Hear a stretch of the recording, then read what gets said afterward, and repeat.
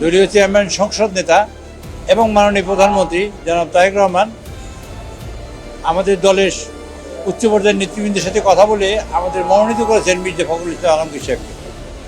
আমরা আজকের সংসদীয় দলের সভায় মাননীয় সকল সংসদ সদস্যদের কাছ থেকে আমরা তার পক্ষে ভোট চেয়েছি এবং বলেছি যে আগামীকালকে সবাই আমরা 1:30টার মধ্যে এখানে উপস্থিত হবো। ইনশাআল্লাহ 2টা থেকে ভোট শুরু হবে, 5টার মধ্যে ভোট গণনা হবে।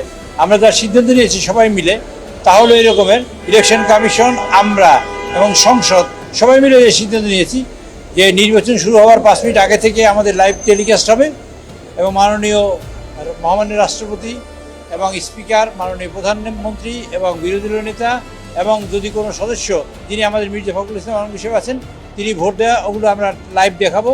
তারপর সব রেকর্ড করা হবে। আবার নির্বাচন শেষ হবার 5 মিনিট আগে আমরা সেই লাইভ শুরু করব। আবার নির্বাচনের ফলাফল ঘোষণা করা হবে এবং ফলাফলের পরে সেখানে ফল ঘোষণা করা হবে। এই পর্যন্ত আমরা লাইভ দেখাবো কালকে এবং আমরা সবাই বসে থাকবো। তারা ওখানে ভোটার ফর্ম দেবে, আমরা স্বাক্ষর করে ওখানে জমা দেবো এবং আপনারা দেখবেন সেখানে ইনশাল্লাহ আগামীকালকে একটা ইতিহাসের মহেন্দ্র ক্ষণ তৈরি হবে, ইতিহাসে একটা নতুন যাত্রা শুরু হবে, গণতন্ত্রের নতুন যাত্রা শুরু হবে আগামীকালকে আবার নতুন করে আবার রাষ্ট্রপতি নির্বাচনের মধ্য দিয়ে। আমরা মনে করি যে জনাব তারেক রহমান আমাদের নেতা, তার নেতৃত্বে দীর্ঘ 17 বছর আমরা আন্দোলন করেছি, সংগ্রাম করেছি। সংগ্রাম করার পরে যে কাজটা হয়েছে তা হলেই যে আমরা নির্বাচিত হয়ে গণতান্ত্রিক পদ্ধতিতে নির্বাচিত হয়ে সরকার এসেছি। আমরা গণতন্ত্রকে প্রতিষ্ঠিত করতে চাই, প্রাতিষ্ঠানিক রূপ দিতে চাই, সরকার এবং বিরোধী দল ইনক্লুসিভ হয়ে দেশকে গণতন্ত্র প্রতিষ্ঠা করতে চাই এবং দেশের অগ্রগতিকে অব্যাহত রাখতে চাই। সেই কারণেই আমরা আগামীকালকে দেখবেন আপনারা আমাদের 2জন সদস্য হবেন, ক্যান্ডিডেট হবেন।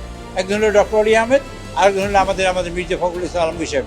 আমরা ভোট হবে, দেশের মানুষ ভোট কেমনে দেয়, কেমন করে দেয় সেটা আবার প্রত্যক্ষ করবে এবং মানুষের মনোজগৎ তৈরি হবে নতুন করে ভোটের প্রতি। সেই প্রত্যাশা করে আগামীকাল ইনশাআল্লাহ আমরা রাষ্ট্রপতি নির্বাচিত করতে পারবো সেই আশাবাদ ব্যক্ত করে আপনাদের সকলকে ধন্যবাদ দিয়ে, কষ্ট করে আমাদের এখানে এসেছেন তার জন্য আপনাদের ধন্যবাদ দিয়ে আমাদের বক্তব্য শেষ করছি।